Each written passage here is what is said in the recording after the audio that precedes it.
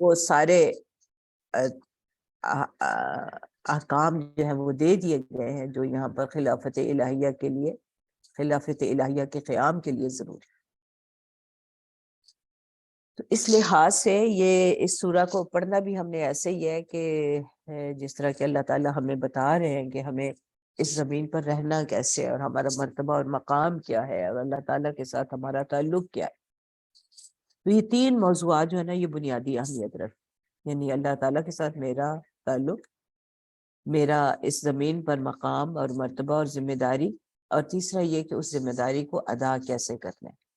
یہ تین بنیادی موضوعات ہیں جو کہ اس سورہ میں بتائے گئے ہیں۔ اس میں پھر اس سے پہلے جو اقوام آئی ہیں یہاں پر صرف بنی اسرائیل کا تذکرہ ہے، اور بنی اسرائیل کا تذکرہ بھی اس لحاظ سے ہے کہ امت مسلمہ سے پہلے وہی اللہ تعالیٰ کی طرف سے امامت کے منصب پر فائز تھی، تو اس فریضے کی ادائیگی میں ان سے جو کوتاہیاں اور غلطیاں ہوئی اللہ تعالیٰ نے ان کا تذکرہ فرمایا، اور یہ خاص طور پر اس لیے تاکہ ہم ان کوتاہیوں اور جو خرابیاں ہیں ان کو دہرائے نہیں اور ان سے بچیں۔ تو اس لحاظ سے اب ہم اس سورہ کو پڑھتے ہیں۔ کل ہم نے جو پڑھا تھا اس میں ہم نے یہ دیکھا کہ ابتدا میں اللہ تعالیٰ نے جو پہلا حکم دیا وہ یہ کہ یہ اس کتاب سے فائدہ صرف وہی اٹھا سکتے ہیں جو کہ تقوی والے ہیں۔ اچھا، یہاں ہم پورا قرآن جب پڑھتے ہیں نا تو اس میں ہمیں یہ نظر آتا ہے کہ انسان جو ہے نا بنیادی طور پر اللہ تعالیٰ نے دو گروہوں میں ہی تقسیم کی ہے۔ ایک وہ جو کہ ہدایت حاصل کر لیتے ہیں، ہدایت پر چلتے ہیں، اور دوسرے وہ جو ہدایت پر قائم نہیں ہے، جو اللہ تعالیٰ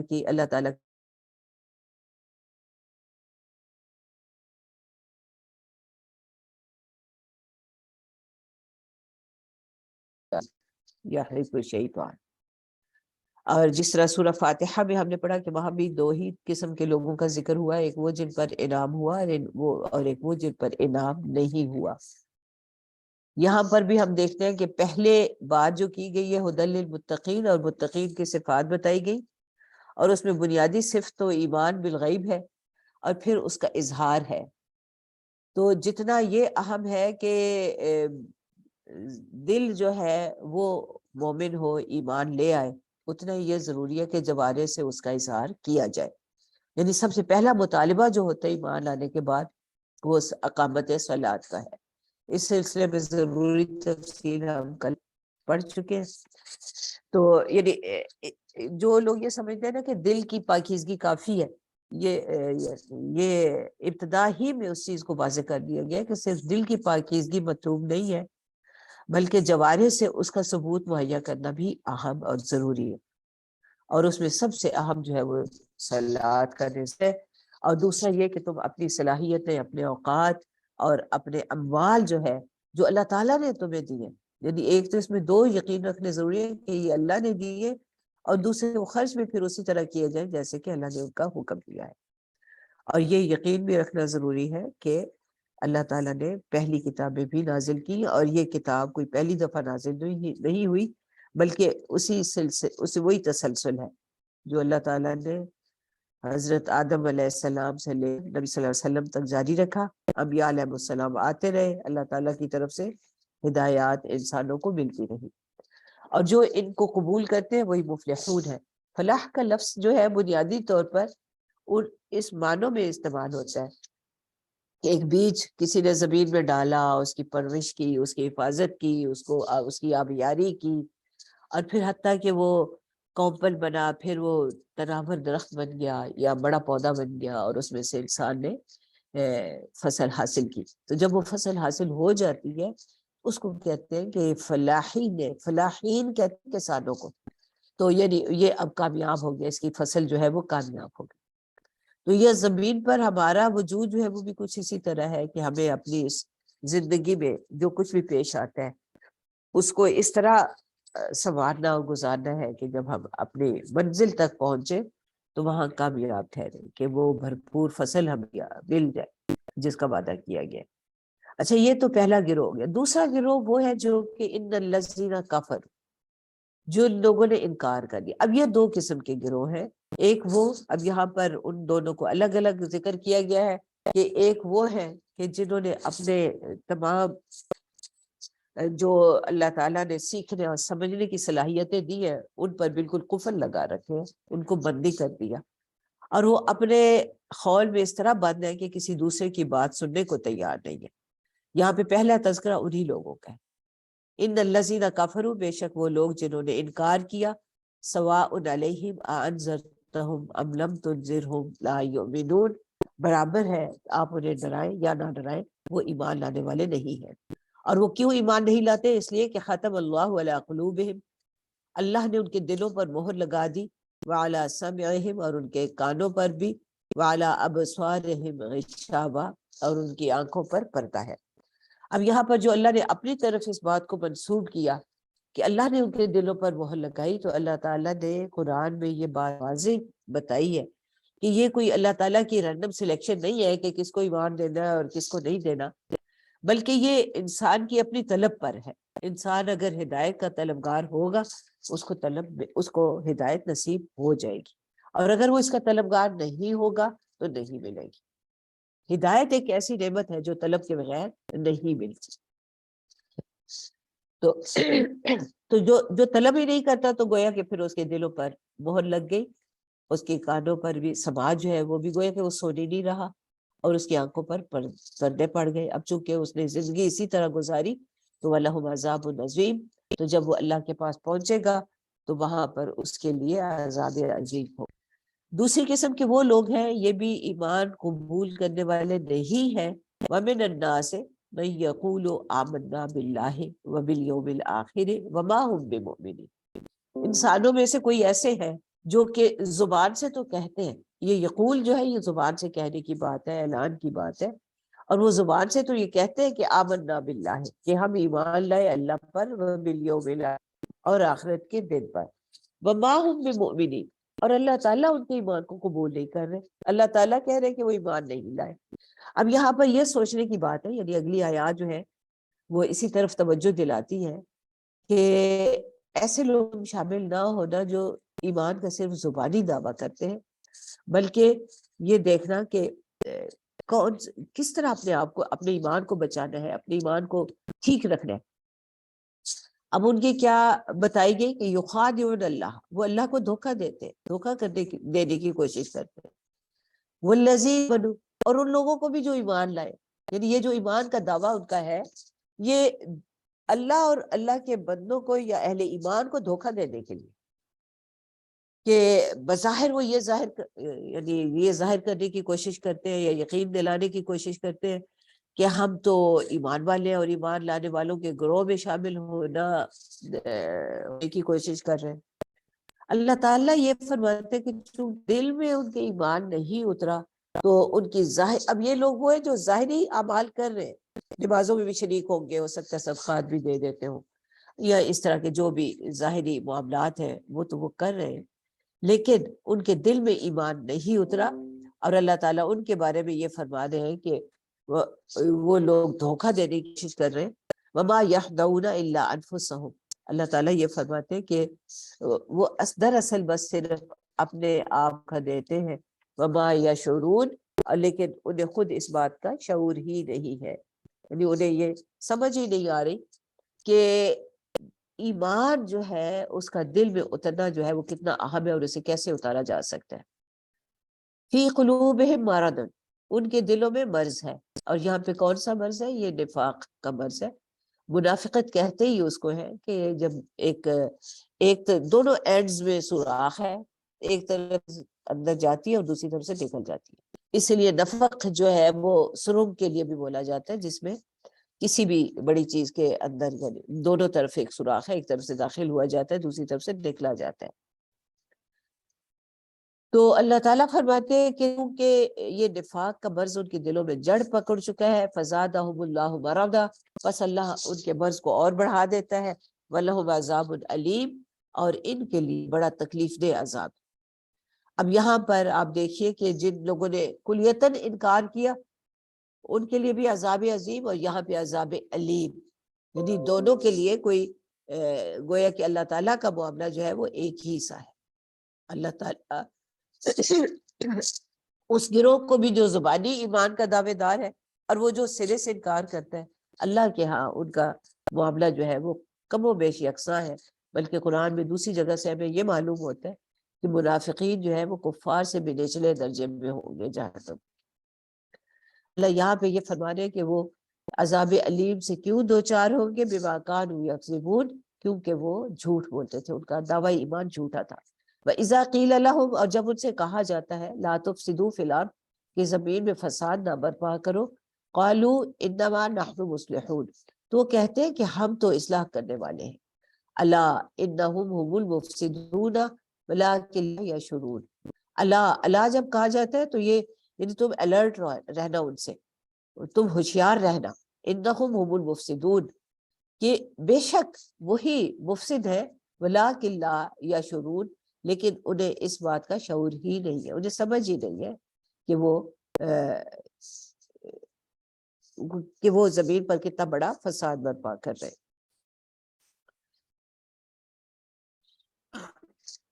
اب یہ ان کو فسادی کیوں قرار دیا گیا؟ اس لیے کہ فساد یہی ہوتا ہے کہ کسی بندے کے بارے میں یہی نہ پتہ چلے کہ وہ کس کے ساتھ ہے، ہم اسے اپنا حمایتی سمجھتے رہے اور وہ اندر سے ہمارے ساتھ نہ ہو اور جڑ کاٹنے والا ہو۔ تو ایک تو یہ فساد کی وجہ ہوئی، اور دوسری فساد کی وجہ یہ ہے کہ جو حکومت ہوتی ہے، جو مملکت کی جو جس پر حاکمیت قائم ہے، اس حاکمیت کو جو چیلنج کرے، اس حاکمیت کو جو قبول نہ کرے، وہ سب سے بڑا فسادی اور باغی جو ہے وہ کہلاتا ہے۔ اور یہ لوگ وہی ہے کہ جو اللہ تعالیٰ کے حاکمیت کو دل سے قبول نہیں کیے ہوئے۔ اب ان سے جب کہا جاتا ہے وَإِذَا قِيلَ لَهُمْ آمِنُوا، جب ان سے کہا جاتا ہے کہ ایمان لے آؤ، کما آمن الناس، جیسے کہ انسان ایمان لاتے، یہاں پہ ناس سے مراد وہ لوگ ہیں جو ایمان والے ہیں، کہ جس طرح ایمان لانے والے لوگ ایمان لاتے ہیں تم بھی اسی طرح ایمان لاؤ۔ قالوا، تو کہتے ہیں انؤمنو، کیا ہم ایمان لائیں، کما آمن السفہاء، جیسے بے وقوف لوگ ایمان لائے۔ الا انہم هم السفہاء، آگاہ رہو، یعنی ان سے الرٹ رہنا، ہوشیار رہنا۔ دراصل سفہاء وہی ہے، بے وقوف وہی لوگ ہیں، ولکن لا یعلمون، لیکن وہ علم نہیں رکھتے۔ اب یہاں پر یہ لوگ جو ان لوگوں نے جو اپنے آپ کو مصلحون کہا، وہ دراصل ان کا یہ موقف تھا یا یہ انہوں نے ظاہر کوشش کی کہ ہم تو ہر ایک کے ساتھ مل کے رہنا چاہتے ہیں۔ یہ وہی جو آج کل جس کا چرچا ہے انٹرفیتھ ہارمونی، اور کہ جی بس سب ٹھیک ہے، آپ بھی ٹھیک ہے، ہم بھی ٹھیک ہے، بس سارے اپنی جگہ ٹھیک ہے، بس سب کو مل جل کے چاہیے۔ اللہ تعالیٰ ایمان کے معاملے میں غیرت کے اظہار کا حکم دیتے کہ اہل ایمان کو یہ یقین ہونا چاہیے کہ صحیح راستے پر صرف وہی، یہ یقین ہونا بھی ضروری ہے۔ اس کے بعد ٹھیک ہے دوسروں کے ساتھ رواداری اختیار کرے، یعنی یہ حکم نہیں ہے کہ دوسرے بلا وجہ ہی ہر ایک پر چڑھ دوڑے اور انہیں ختم کرے، لیکن یہ کہنا کہ تم بھی ٹھیک ہو ہم بھی ٹھیک ہے، یہ ٹھیک نہیں، یہ بات غلط ہوگی۔ یعنی یہاں پر جو اس وقت جس چیز کا مطالبہ ہے نا، وہ تقریباً وہی ہے جو اس دور کے مقیم نے رویہ رکھا کہ ٹھیک ہے آپ بھی ٹھیک ہے، لیکن یہود بھی ٹھیک ہے اور جو پہلے کفار تھے وہ بھی ٹھیک ہے، سب کے اپنا اپنا ایک موقف ہے، تو بس یہ بھی اور ہی کا ہی فرق ہے۔ تو یعنی اسلام کا یہ، اسلام اور اہل اسلام ان دونوں کو یہ بات، یعنی اس بات کا اظہار ضروری ہے کہ ہدایت جو ہے وہی ہے جو اللہ نے دے دی، اور اس کے علاوہ باقی سب جو ہے وہ باطل ہے۔ تو باطل کے ساتھ جھگڑا جو ہے ہر وقت کھڑا کرنا، اس کا تو ہمیں نہیں کہا گیا۔ ہاں البتہ اللہ کی حاکمیت کے قیام کی کوشش جو ہے نا وہ مطلوب ہے، اور وہ کرتے رہیں۔ تو یہاں پر ان کے اس دعوے کی بھی تردید ہو گئی کہ یہ کوئی اصلاح نہیں ہے کہ لوگوں کو غلط کام وہ ہے اور ان کی ہلا شیری دیتی رہ جائے اور کہا جائے کہ ہاں تم بھی ٹھیک ہو، یا ہم تمہارے ساتھ بھی ہیں اور ہم تو سب کے ساتھ مل کر چلنا چاہتے ہیں۔ اب اس بات کو اللہ تعالیٰ کہہ رہے ہیں کہ وہ سفہاء ہے، یہ بے وقوفی ہے کہ انسان کو یہ یقین ہی نہ ہو، شرع صدر ہی نہ ہو کہ حق کیا ہے اور باطل کیا ہے۔ تو سفہاء وہی لوگ ہوں گے جنہیں یہ شرع صدر حاصل نہیں ہے۔ تو ان لوگوں کا طرز عمل کیا ہے؟ وَإِذَا لَقُوا الَّذِينَ آمَنُوا، کہ جب وہ ملتے ہیں ایمان والوں سے، قالوا آمنا، تو کہتے ہیں کہ ہم ایمان لائے، وَإِذَا خَلَوْا إِلَىٰ شَيَاطِينِهِمْ، اور جب وہ ملتے ہیں اپنے شیطانوں سے، قالوا إِنَّا مَعَكُمْ، تو کہتے ہیں ہم تو تمہارے ساتھ ہیں، إِنَّمَا نَحْنُ مُسْتَهْزِئُونَ، اور اہل ایمان کے ساتھ تو ہم استہزاء کر رہے تھے، ہم ان کے ساتھ مذاق کر رہے تھے، کہ ہم تو مذاق میں انہیں کہہ رہے تھے کہ ہم تمہارے ساتھ ہیں۔ اللہ یستہزئ بہم، اللہ ان کا مذاق اڑاتا ہے، ویمدہم، اور ان کو ڈھیل دیے جا رہا ہے، فی طغیانہم، ان کی گمراہی میں، یہاں پہ ان کو طغیانی کہا گیا ہے، طغیان، یہ طغا جو ہے وہ حد سے نکلنے کے معنوں میں بولا جاتا ہے، اور طغیانی ہم سب جانتے ہیں کہ اردو میں بھی یہ لفظ جو ہے، جب ایک دریا اپنی حدوں سے باہر نکل آئے اور دور تک پھیل جائے تو اس کو طغیانی کہتے ہیں، یعنی اب یہ لوگ طغیان ہے۔ اب یہاں پہ سرکشی یا طغیانی کس بات کو کہا جا رہا ہے؟ کہ اللہ نے جو حد مقرر کی تھی یہ اس سے باہر نکل رہے ہیں، اور مہود، اور پھر جب وہ ان کی آنکھیں ہی بند ہو گئی، انہیں یہ معلوم ہی نہ ہوا کہ اللہ کی حدود کیا ہے اور انہیں کس طرح پامال کر رہے ہیں۔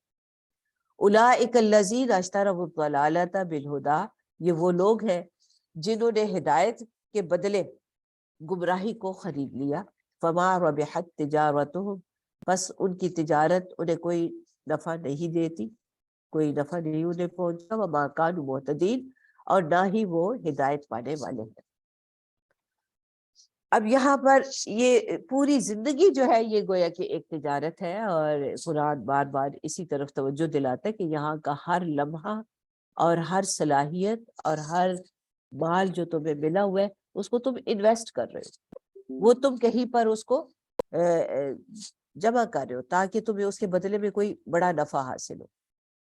اس لحاظ سے پوری زندگی ایک تجارت ہے۔ تو یہ اپنی صلاحیتیں جس مقصد میں لگا رہے ہیں، جن کاموں میں لگا رہے ہیں، فما ربحت تجارتہم، تو ان کی تجارت انہیں کوئی نفع نہیں دے گی، وما کانوا مہتدین، اور نہ انہیں صحیح راستہ معلوم ہوگا۔ مثلہم کمثل الذی استوقد نارا، ان کی مثال ایسے ہے جیسے کہ کسی شخص نے آگ بھڑکائی، فلما اضاءت ما حولہ، پس جب پھر ماحول روشن ہو گیا، ذہب اللہ بنورہم، تو اللہ نے اس کا نور ہی چھین لیا، وترکہم فی ظلمات لا یبصرون، اور انہیں اندھیروں میں چھوڑ دیا گیا اور پس وہ نہیں دیکھتے۔ یہاں پر نور سے مراد جو ہے یا آگ سے مراد یا روشنی سے مراد وہ وحی ہے جو اللہ تعالیٰ کی طرف سے آئی، اور جن لوگوں نے اپنی آنکھیں ہی بند کر لی یا ان کی بینائی ہی سلب ہو گئی تو اب وہ اس روشنی میں راستے کا کوئی سراغ نہیں پا سکتے۔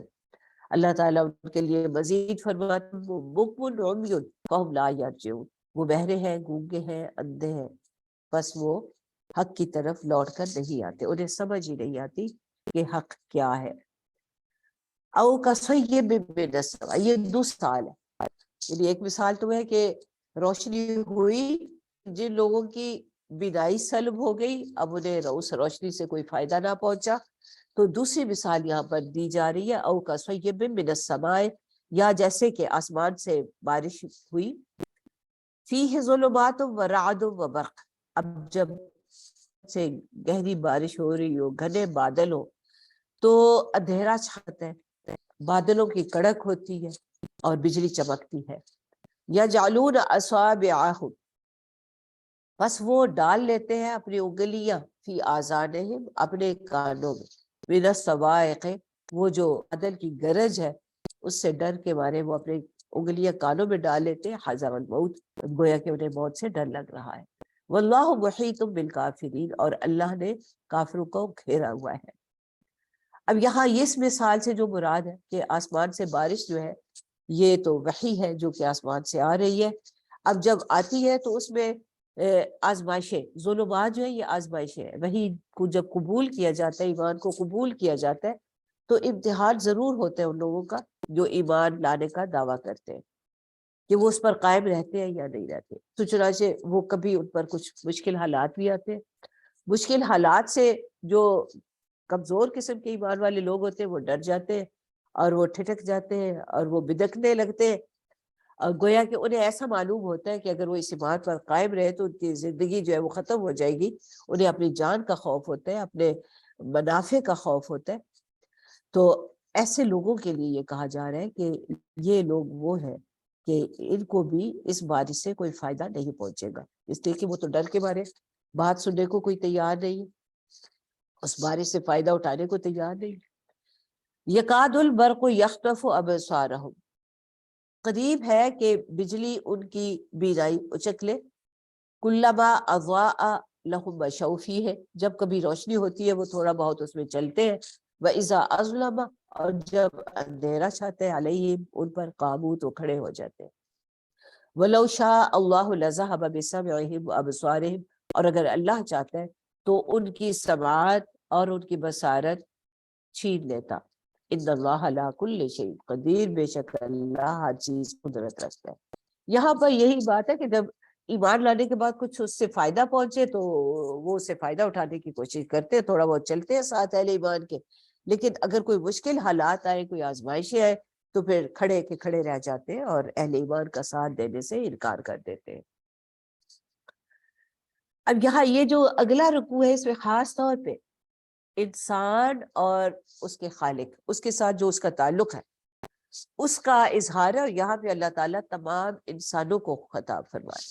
یہاں تھوڑا سا فرق یہ ہے پہلی کتابوں میں اور قرآن میں, کہ پہلی کتابیں جو آئی وہ بالعموم خاص قوم میں آئی یا خاص علاقے کے لیے آئی. انبیاء علیہ السلام بھی یا تو کسی خاص قوم کی طرف بھیجے گئے اور یا کسی خاص علاقے کی جانب بھیجے گئے. نبی صلی اللہ علیہ وسلم تمام انسانوں کی ہدایت کے لیے مبعوث فرمائے گئے. اس لیے ہم دیکھتے ہیں کہ قرآن میں متعدد مقامات پر خطاب تمام انسانوں سے ہے. اور جب یا ایھا الناس کہا جاتا ہے اس میں ہر طرح کے انسان مراد ہے, ہر عمر کے انسان مراد ہے, ہر ذہن کے مزاج انسان مراد ہے, ہر مزاج کے انسان مراد ہے. چھوٹے بڑے, امیر غریب, عورتیں مرد, سب اس میں آ جاتے ہیں. تو اب ان سب کو خطاب کیا جا رہا ہے اور کہا جا رہا ہے کہ اے انسانوں, اعبدوا ربکم, اپنے رب کی عبودیت اختیار کرو. میرا خیال ہے عبادت کی کل جو ہم نے تشریح کی تو وہ ضرور ذہن میں رکھیں کہ قرآن میں جہاں بھی عبادت کا لفظ آئے گا اس میں وہ مفہوم ضرور شامل ہوں گے کہ اپنے آپ کو اللہ کا غلام سمجھو, اپنے آپ کو اللہ کا ماتحت سمجھو, اللہ کی اطاعت کرو, اللہ تعالیٰ کے ساتھ محبت رکھو اور ایک تقدس کا جو جذبہ ہے وہ اللہ تعالیٰ کے لیے قائم کرو. ربکم, یہاں پہ بھی ہم یہ بھی دیکھتے ہیں جب میرے اور اللہ کے ساتھ تعلق کی بات آتی ہے تو اللہ کی ربوبیت کا ذکر آتا ہے. اور وہ الذی خلقکم, یہ وہ ہستی ہے جس نے تمہیں پیدا کیا, والذین من قبلکم, اور ان لوگوں کو بھی جو تم سے پہلے تھے, لعلکم تتقون, شاید کہ تم لوگ تقوی اختیار کرو. یعنی جو تقوی جس کا جو بنیادی مطالبہ ہے اس قرآن کو سمجھنے کے لیے, تو اس کا تقاضا یہ ہے کہ عبدیت جو ہے وہ صرف اللہ کے لیے ہو. الذی جعل لکم الارض, اور اللہ کا تعارف ہو رہا ہے کہ اللہ وہ ہے. کیوں صرف اسی کے تقوی اور اسی کی عبدیت کا حکم ہے؟ اس لیے کہ وہی ہے. پہلی بات تو یہ کہ اس نے تمہیں پیدا کیا, اور یہاں پہ صرف پیدا کر کے چھوڑ نہیں دیا بلکہ جعل لکم, تمہارے لیے بنایا. یہ لکم تمہارے بڑے بنا اہم لفظ ہے, بنایا تمہارے لیے. کیا؟ الارض, یہ زمین کو فراشا, زمین کو بچھونا بنا دیا, زمین تمہارے رہنے کے قابل بنا دی. تم اس پر اطمینان سے چل پھر سکتے ہو, تم اس پر سکونت اختیار کر سکتے ہو. والسماء بناء, اور آسمان. اچھا, بنا جو چھت جو ہوتی ہے یہ بہت سارے مفاسد سے اور بہت سارے خطرات سے بچانے کے لیے ہوتی ہے, تحفظ کی ایک علامت. اور جو زمینی آسمان ہے جس کو ہم ایک, آپ اس کو کوئی لیئرز کہہ لیں, مختلف لیئرز ہیں, لیکن یہ اس طرح ہے کہ بہت ساری ریڈیشنز اور بہت سارے دوسرے امراض جو کہ کائنات میں خطرات موجود ہیں ان سے انسان کو محفوظ رکھتا ہے.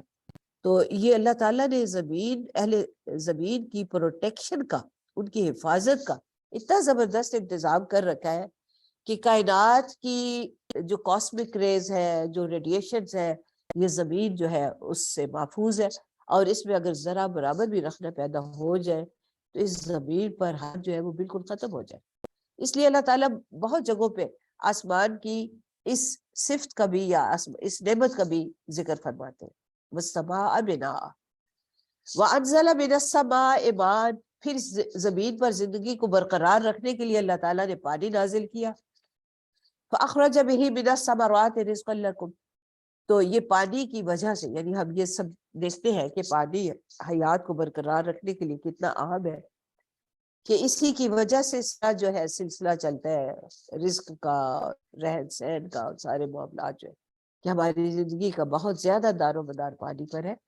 اور پانی کے بارے میں اہم ترین بات یہ ہے کہ پہلے دن سے لے کر آج تک پانی جو ہے وہ جتنا اللہ تعالیٰ نے اس زمین پر رکھ دیا، اس میں نہ ذرا برابر کوئی کمی ہوئی ہے اور نہ اضافہ. پانی جتنی اہم چیز ہے اتنا ہی اس کے بارے میں یہ بات بھی بڑی اہم ہے کہ اس کو مینوفیکچر نہیں کیا جا سکتا. ہم اس کی کمپوزیشن کے بارے میں جانتے ہیں لیکن اس کی مینوفیکچرنگ ممکن ہی نہیں ہے انسان کے لیے. اور آج تک انسان جو ہے وہ پانی بنا نہیں سکا، کوئی اس میں اضافہ نہیں کر سکتا. فَأَخْرَجَ بِهِ مِنَ الثَّمَرَاتِ رِزْقًا لَكُمْ. بس اس پانی کے ذریعے تمہارے لیے، دیکھیں یہاں پہ لکم بار بار آ رہا ہے کہ اس رب کا تم پر احسان ہے، وہ تمہارا رب ہے. ربکم، پھر لکم، جعل لکم، زمین تمہارے لیے بنائی اور تمہارے لیے آسمان سے پانی نازل کیا اور تمہارے لیے اس پانی کے ذریعے رزق پیدا کیا. تو یہ وہ یعنی میرے ساتھ کوئی خصوصی تعلق. اب یہاں پہ ہم کہیں گے کہ اللہ میاں باقی ساری مخلوق بھی فائدہ اٹھا رہی، لیکن وہ کہہ رہے ہیں کہ یہ دراصل سب تمہارے لیے اہتمام ہے. بس تم سے جو مطالبہ ہے وہ یہ کہ فلا تجعلوا للہ اندادا. بس تم اللہ کے ساتھ کوئی انداد نہ. ناد جو ہے یہ شرک کے معنوں میں ہوتا ہے، اور شرک بھی وہ جو بالکل خفی سا ہو، کہ جیسے ہم یہ سمجھیں کہ فلاں کام جو ہے بس فلاں وسیلہ تھا تو اس لیے ہو گیا. یعنی ہوتا وہی ہے جو اللہ چاہے کہ ہو جائے، یا اللہ تعالیٰ جو عطا فرمانا چاہے وہ عطا ہوتا ہے، جس سے روکنا چاہے وہ رک جاتا ہے. تو یہ یعنی ہر چیز کو اللہ تعالیٰ کے ساتھ رکھنا اور اللہ تعالیٰ کی اس عطا میں کسی کو شریک نہ ٹھہرانا. تو شرک چاہے وہ چھوٹے معنوں میں ہو، اس کے وسیع معنوں میں ہو. فلا تجعلوا للہ اندادا. بس تم اللہ کے ساتھ کوئی شریک نہ ٹھہرانا، وانتم تعلمون، جبکہ تم جانتے ہو. وَإِن كُنتُمْ فِي رَيْبٍ مِّمَّا نَزَّلْنَا عَلَىٰ عَبْدِنَا. اور اگر تم کسی شک میں ہو اس چیز کے معاملے میں جو ہم نے اپنے بندے پر نازل کی، فَأْتُوا بِسُورَةٍ مِّن مِّثْلِهِ. تو پھر اس جیسی اس قرآن کی صورتوں میں کوئی ایک صورت تم بھی بنا لو. وَادْعُوا شُهَدَاءَكُم مِّن دُونِ اللَّهِ. اور تم بہت سارے گواہوں کو اکٹھا کر لو. اب یہاں پہ گواہ سے مراد ہیلپرز ہیں، مددگار. اللہ کے سوا جس سے چاہو مدد حاصل کر لو. ان کنتم، اگر تم سچے ہو، یعنی اگر تمہارا یہ دعویٰ سچا ہے کہ اس کو کوئی ایک انسان گھڑ سکتا ہے، تو اگر کوئی چیز کوئی ایک انسان بنا سکتا ہے نا تو کوئی دوسرا بھی ضرور وہ بنا سکتا ہے. ہم شاعری میں بھی دیکھتے ہیں کہ ایک شاعر نے اگر کچھ شعر کہے تو اس کی باہر میں دوسرے لوگ بھی شعر کہہ لیتے ہیں. یعنی ایسا نہیں ہے کہ اس کے انداز میں کوئی دوسرا کوئی شعر کہہ ہی نہ سکے، یا اس کے انداز میں کوئی دوسری تحریر لکھی نہ جا سکے. تو قرآن یہ مطالبہ بھی، یہ چیلنج بھی بار بار کرتا ہے کہ اگر تم سمجھتے ہو کہ یہ کسی انسان کی تصنیف ہے یہ کتاب، تو تم بھی پڑھو. فَإِن لَمْ تَفْعَلُوا. بس تم اگر تم ایسا نہیں کر سکتے، وَلَن تَفْعَلُوا، اور تم ہرگز نہیں کر سکتے، فَاتَّقُوا النَّارَ الَّتِي. تو پس بچو اس آگ سے، یا اپنے آپ کو بچانے کی کوشش کرو اس آگ سے، ڈرو اس آگ سے. الَّتِي وَقُودُهَا النَّاسُ وَالْحِجَارَةُ. جو ایندھن ہے انسانوں، ایندھن انسان اور پتھر ہوں گے. وَأُعِدَّتْ لِلْكَافِرِينَ. جو کافروں کے لیے تیار کی گئی ہے. وَبَشِّرِ الَّذِينَ آمَنُوا. اور خوشخبری دے دو ان لوگوں کو جو ایمان لائے، وعملوا الصالحات، اور جنہوں نے صالح عمل کیے، ان لہم جنات تجری من تحتها الانہار، کہ ان کے لیے باغات ہیں جن میں نہریں بہتی ہوں گی. کلما رزقوا من ثمره رزقا. اور جب کبھی انہیں اس میں سے کوئی رزق دیا جائے گا، کسی پھل یا کسی طرح کا، قالوا ھذا الذی رزقنا من قبل. تو کہیں گے کہ اس سے ملتا جلتا پھل ہمیں پہلے بھی، رزق جو ہے وہ پہلے بھی دیا جاتا تھا. وَأُتُوا بِهِ مُتَشَابِهًا. اور وہ دیے جائیں گے اس سے بالکل ملتا جلتا. اب یہ جو ہے نا کہ وہ کس طرح کا رزق ہوگا یا کیسے متشابہ ہوگا، یہ آیت متشابہات میں صحیح ہے. اس کی ہم تفصیل انشاءاللہ سورہ آل عمران میں پڑھیں گے. اللہ تعالیٰ فرماتے ہیں کہ وہاں پر نہ صرف یہ کہ ہر طرح کے لوازمات میسر ہوں گے، بلکہ وَلَهُمْ فِيهَا أَزْوَاجٌ مُطَهَّرَةٌ، اکیلے بھی نہیں ہوں گے اور لوگ فیملیز کے ساتھ رہیں گے، اور ان کے لیے پاکیزہ ازواج ہوں گے، وَهُمْ فِيهَا خَالِدُونَ، جن میں وہ ہمیشہ رہیں گے۔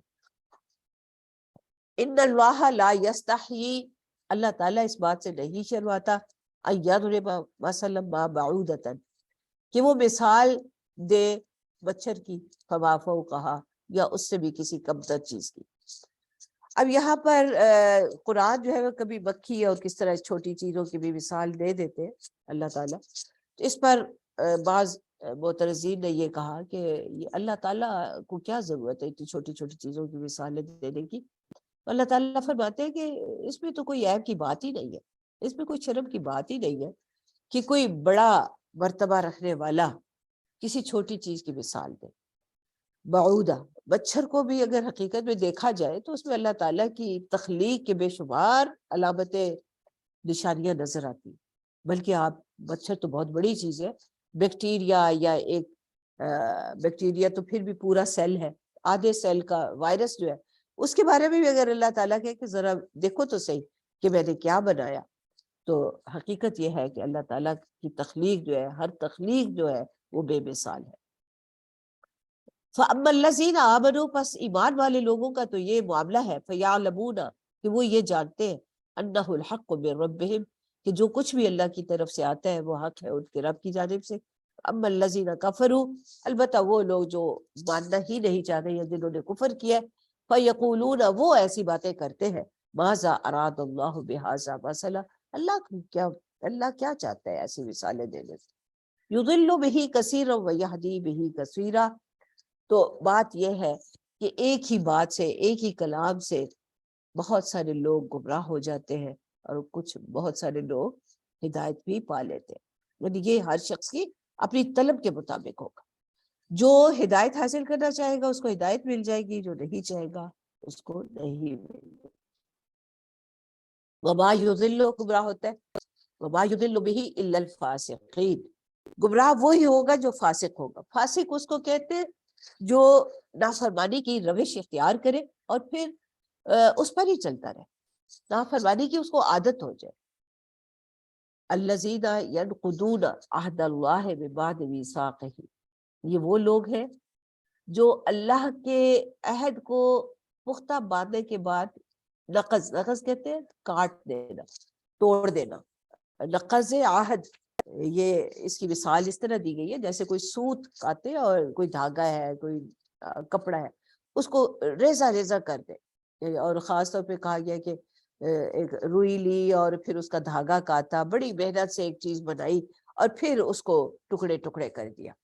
تو فاسق وہ ہے کہ جو بظاہر ایمان کا دعویٰ کرتا ہے اور پھر ایمان کے تقاضوں پر عمل نہیں کرتا اور نافرمانی کی روش اختیار کر لیتا ہے۔ تو یہ ان کی آگے علامتیں بتائی گئی ہیں کہ وہ کیا نمایاں ان کے کیا جرائم ہوں گے۔ اس میں سب سے پہلی یہ کہ ینقضون عہد اللہ من بعد میثاقہ، اللہ کا عہد جہاں بھی قرآن میں ذکر ہے یہ وہ عہد ہے جو کہ ایک تو وہ ہے جو کہ ہم نے اپنی شعوری زندگی سے پہلے کیا جبکہ عالم ارواح میں ہوا، جس کو وعدہ الست کہتے ہیں، جب اللہ تعالیٰ نے تمام انسانوں سے پوچھا کہ الست بربکم، کیا میں تمہارا رب نہیں ہوں، اور تمام انسانوں نے اقرار کیا کہ ہاں آپ ہمارے رب ہیں۔ لیکن ایک عہد ہے جو ہم شعوری طور پر کرتے ہیں، اور شعوری طور پر عہد جو ہے وہ ہے جو ہم لا الہ الا اللہ کی صورت میں کرتے ہیں کہ کوئی معبود نہیں سوائے اللہ کے، کہ ہم اللہ کے سوا کسی کی ابدیت اختیار نہیں کریں گے۔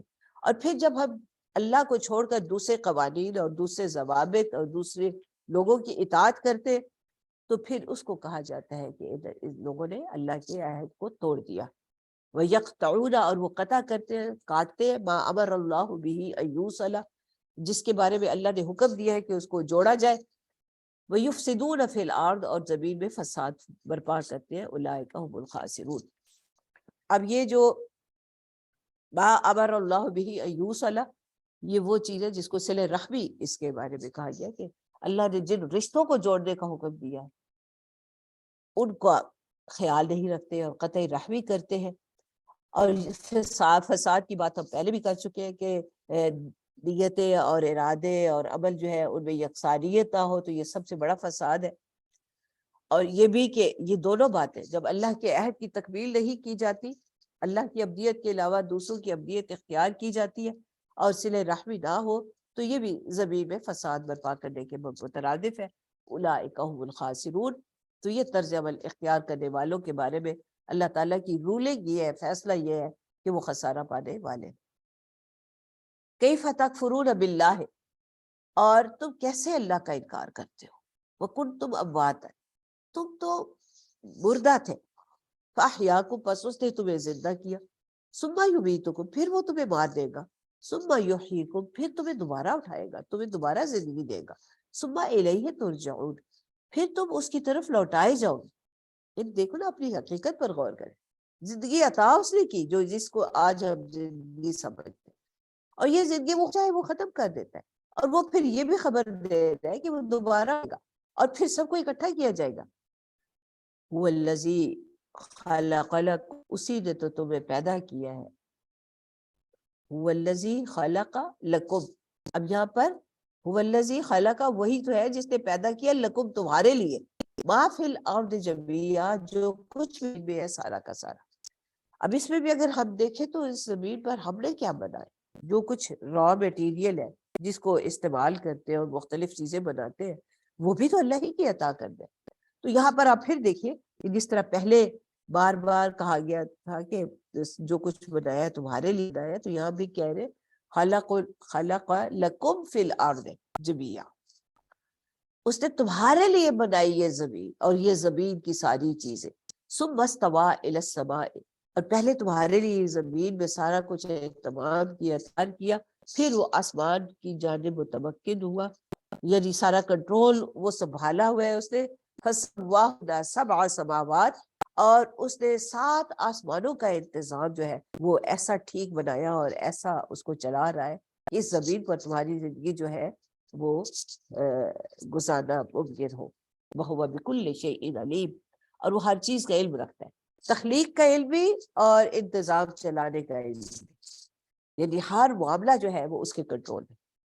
اچھا، اس سے اگلا رکوع جو اس میں خاص طور پر انسان کی جو حیثیت ہے اس کائنات میں، اس کا تذکرہ ہے، اور اس میں پہلی بات ہی یہ فرمائی گئی کہ وَإِذْ قَالَ رَبُّكَ لِلْمَلَائِكَةِ، جب کہا تیرے رب نے ملائکہ سے، فرشتوں سے، نی جاعل فی الارض خلیفہ، کہ میں زمین میں ایک خلیفہ بنانے والا ہوں۔ خلیفہ کہتے ہی اس کو ہے کہ جو کسی کا جانشین ہو، جس یا قائم مقام ہو، یا اٹارنی ہو، جس کو کچھ پاورز دی جائے، پاور آف اٹارنی دی جائے، جس کو صلاحیتیں دی جائے، جس کو کچھ اختیار کی آزادی دی جائے، کہ ایک حکمران، ایک گورنر بنایا جاتا ہے کسی علاقے کا، اور لیکن وہ بہرحال اپوائنٹنگ اتھارٹی کے احکام کے مطابق چلانے کا انتظام چلانے پر معمول ہوتا ہے۔ تو یہاں پر انسان انی جاعل فی الارض خلیفہ، کہ میں زمین میں خلیفہ بنانے والا ہوں۔ قالوا اتجعل فیہا وَيُفْسِدُ فِيهَا وَيَسْفِكُ الدِّمَاءَ، فرشتوں نے اس پر تعجب کا اظہار کیا اور تھوڑا سا اشکال اس بات کا اظہار کیا کہ اگر آپ اس کو اختیار دیں گے تو کیا آپ کوئی ایسی مخلوق بنا رہے ہیں جو زمین میں فساد برپا کرے اور خون بہائے۔ وَنَحْنُ نُسَبِّحُ بِحَمْدِكَ وَنُقَدِّسُ لَكَ، اور ہم آپ کی تسبیح اور حمد بیان کرتے ہیں اور آپ کی تقدیس بیان کرتے ہیں، ہم ہر لمحہ لگے ہوئے۔ انی عالم ما لا تعلم، اللہ تعالیٰ نے فرمایا کہ میں جانتا ہوں جو کچھ تم نہیں جانتے، یعنی میں وہ کچھ جانتا ہوں جو تم نہیں جانتے۔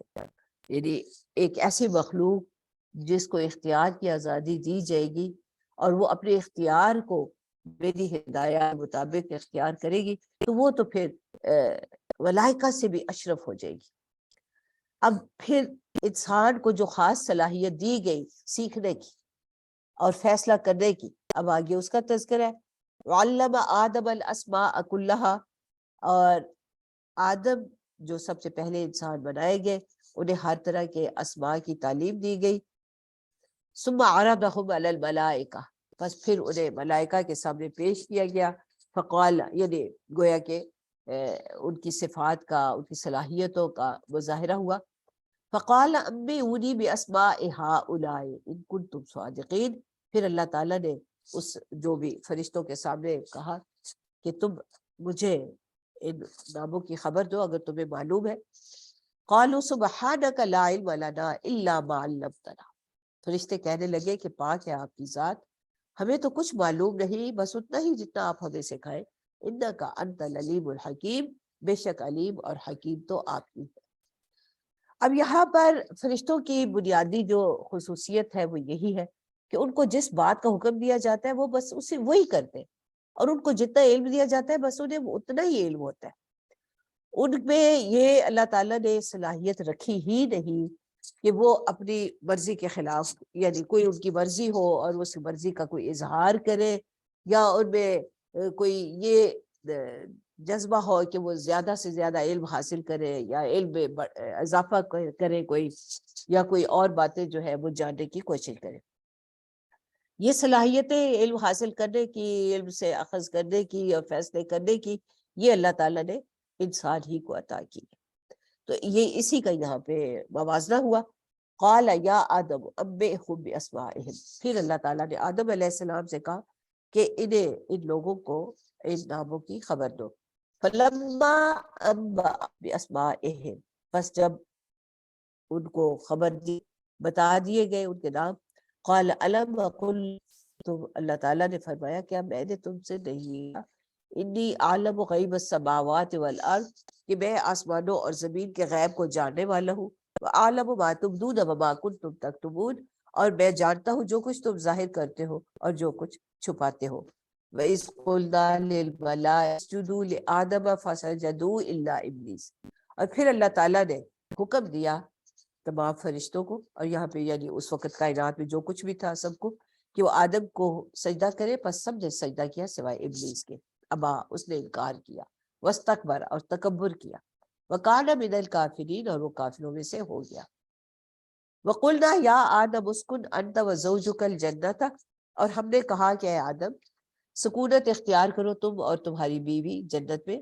اس کا مطلب یہ ہوا کہ پہلے دن سے انسان جو ہے وہ ایک خاندان کی صورت میں جنت میں متمکن کیے گئے. وَكُلَا مِنْهَا. اور تم دونوں کھاؤ اس میں سے، رَغَدًا حَيْثُ شِئْتُمَا. فراغت سے، اطمینان سے، جہاں سے تمہارا جی چاہے. وَلَا تَقْرَبَا هَٰذِهِ الشَّجَرَةَ. البتہ اس ایک درخت کے قریب نہ جانا. فَتَكُونَا مِنَ الظَّالِمِينَ. اور اگر تم اس کے قریب گئے تو تم ظالموں میں سے ہو جاؤ گے. فَأَزَلَّهُمَا الشَّيْطَانُ عَنْهَا فَأَخْرَجَهُمَا مِمَّا كَانَا فِيهِ. پس شیطان نے انہیں ڈگمگا دیا اس معاملے سے، اس حکم سے. تو پس فَأَخْرَجَهُمَا. پس ان دونوں کو نکلوا دیا مِمَّا كَانَا فِيهِ، اس سہولت سے، اس اطمینان والی جگہ سے جہاں وہ تھے. وَقُلْنَا اهْبِطُوا بَعْضُكُمْ لِبَعْضٍ عَدُوٌّ. اور ہم نے کہا کہ اب اتر جاؤ، تم ایک دوسرے کے دشمن ہی رہو گے. وَلَكُمْ فِي الْأَرْضِ مُسْتَقَرٌّ وَمَتَاعٌ إِلَىٰ حِينٍ. اور تمہارے لیے زمین میں ٹھکانہ ہے اور سامان حیات ایک مدت مقررہ کے لیے. چلیے انشاءاللہ پھر اس سے آگے کہ پھر اللہ تعالیٰ نے کیا فیصلہ فرمایا تو کل سے پڑھیں گے. وآخر دعوانا الحمدللہ رب العالمین. اللہم انت السلام و منک السلام تبارکت یا ذا الجلال والاکرام. الحمدللہ رب العالمین. الصلاة والسلام علی رسولہ الکریم وعلی آلہ واصحابہ اجمعین. ربنا آتنا فی الدنیا حسنۃ وفی الآخرۃ حسنۃ وقنا عذاب النار. ربنا ظلمنا انفسنا وان لم تغفر لنا وترحمنا لنكونن من الخاسرین. رب هب لي حکما والحقنی بالصالحین ولی لسان صدق فی الآخرین واجعلنی من ورثة جنة النعیم. سبحانک اللہم وبحمدک نشہد ان لا الہ الا انت نستغفرک ونتوب الیک. سبحان ربک رب العزت عما یصفون وسلام علی المرسلین والحمد للہ رب العالمین. آمین. ہاں جی، کسی کو کچھ کہنا ہے؟